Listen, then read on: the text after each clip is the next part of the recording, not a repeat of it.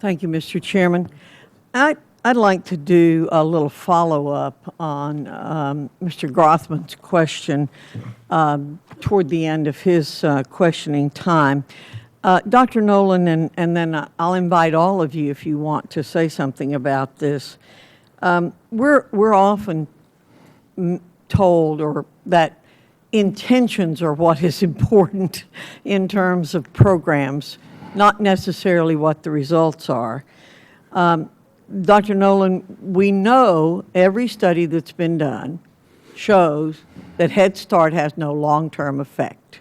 You said that though Head Start should be evaluated on what happens at the end of Head Start and not later than that is the way I understood it. So should Head Start only be evaluated on its short-term effect?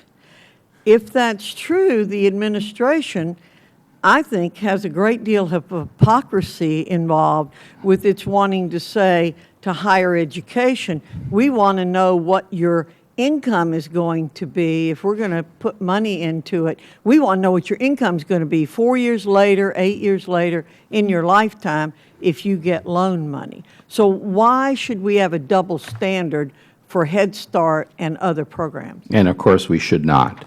There should be probably 4 different points where we are evaluated. One is when the kids arrive. One is when the kids leave. Those are very important. We should be looking at what happens to them in early elementary school. What we also need to do, though, is to keep the support dosage up so that those gains don't evaporate. And then we have a 4th one, which is what happens with them over their lifetime.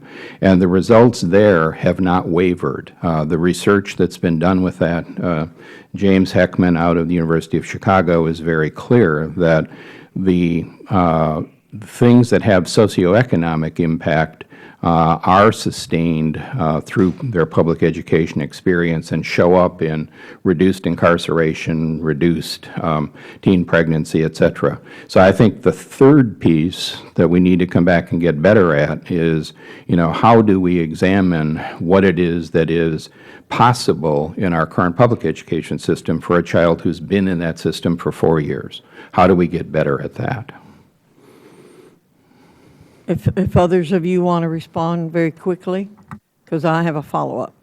Just quickly picking up on Jim Heckman's research is that the return on investment for early childhood programming that's high quality is between $4 and $9 for each dollar invested. Does that take into consideration the amount of money that's gone into the research? I don't think the government, I don't think you can call it a return on investment.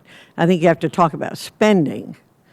But I do think our way of measuring the result on government spending is a little bit different from what happens in business in terms of return on investment. But how much do these studies do, and how reliable are the studies that are done long term? What's your pool that you're dealing with? I haven't seen those studies, but what kind of pool are you dealing with? Others can join in too, and we can share some of those studies with the committee. And the studies are small. They're not tens of thousands of kids, but they are very high quality studies. And without disputing semantics, I absolutely would characterize it as investment in the future of our nation's kids.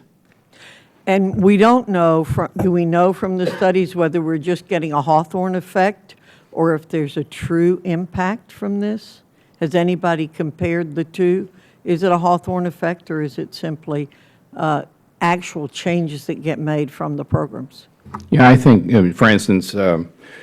Heckman, who I actually get to introduce at a conference next week, is a pretty tough individual, not particularly prone to soft measures. He's very much into looking at rates of incarceration and the cost of that, rates of teen pregnancy and the cost of that. So when we give you those references, I think you'll see that in fact it is quite traceable. The reason sample size is small is it's a 40-year long ongoing longitudinal study, so they're looking at impacts over time.